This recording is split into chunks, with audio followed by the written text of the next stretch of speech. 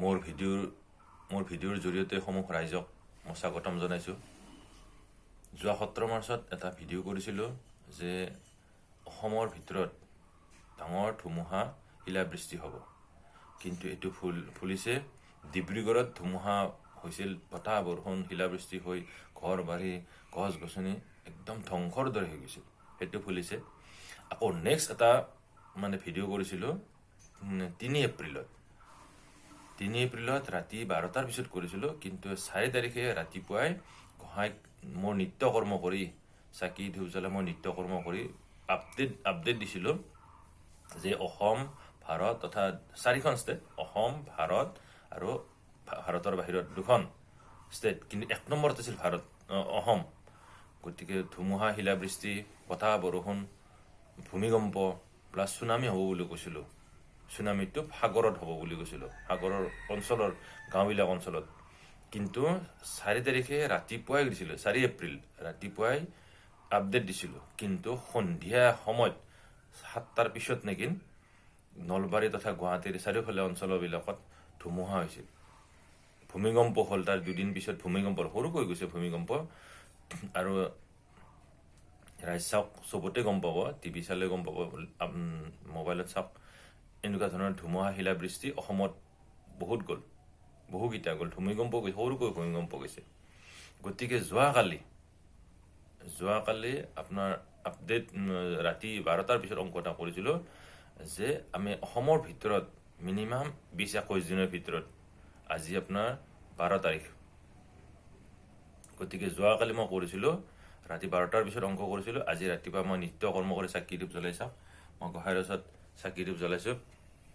গোহাঁইৰ ওচৰত চাকি ধূপ জ্বলাই তেওঁৰ ওচৰত বহি, তেওঁৰ কাষত বহি মই আপডেট দিব ওলাইছোঁ যে আজিৰ পৰা 20-21 দিনৰ ভিতৰত, তথাপি 25 দিনৰ ভিতৰত পুনৰ ধুমুহা শিলাবৃষ্টি ভূমিকম্প নহ'ব পাৰে, কিন্তু ধুমুহা শিলাবৃষ্টি হোৱাৰ সম্ভাৱনা আছে, প্ৰায় 80% আছে। আগৰবিলাকো মই যিখিনি প্ৰেডিকশ্যন কৰিছিলোঁ গোটেইবিলাক ফুলিছে। গতিকে এইটোও যি নুফুলিব কোনো মান নাই, মোৰ পুৰা বিশ্বাস আছে হ'ব। বিশেষকৈ এইটো আছে আমাৰ অসমৰ ভিতৰত বিশেষকৈ আছে বায়ুকোণৰ পৰা সৃষ্টি হ'ব পাৰে। বায়ুকোণ অৰ্থাৎ পশ্চিম উত্তৰ কোণাটোৰ পৰা। গতিকে এনেকুৱা ধৰণৰ মহান প্ৰলয় হোৱাৰ সম্ভাৱনা আছে। দেশৰ পৰিস্থিতি সঁচাকৈ বেয়া হৈ আছে, এতিয়া লাহে লাহে বেয়াৰ পিনে গৈ আছে।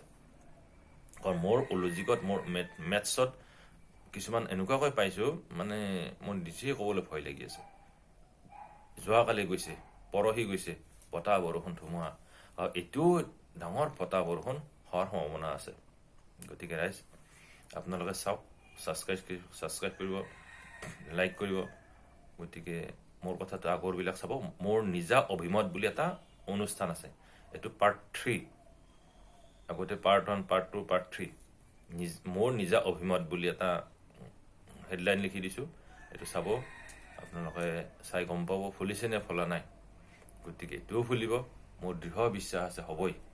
কাৰণ কিয়, আগৰবিলাক ফুলি গৈছে, এইটোও ফুলিব। মোৰ অংকত 80% ওলাইছে। আৰু বেছিভাগ মই অংক কৰোঁ ৰাতি 12টাৰ পিছত, নিজৰ নিস্তব্ধ হৈ হ'লেহে মই অংকবিলাক কৰিব পাৰোঁ। কিন্তু ৰাইজ চাওক, আপোনালোকৰ মাজত এইটো প্ৰেৰণ কৰিলোঁ। কিবা যদি ভুল ভ্ৰান্তি হয় ক্ষমা কৰিব, আৰু আগলৈ এনেকুৱা ধৰণৰ মোৰ ভিডিঅ'বিলাক আপডেট কৰি থাকিম, চাই থাকিব, ছাবস্ক্ৰাইব কৰি থাকিব। আজিলৈ আহোঁ।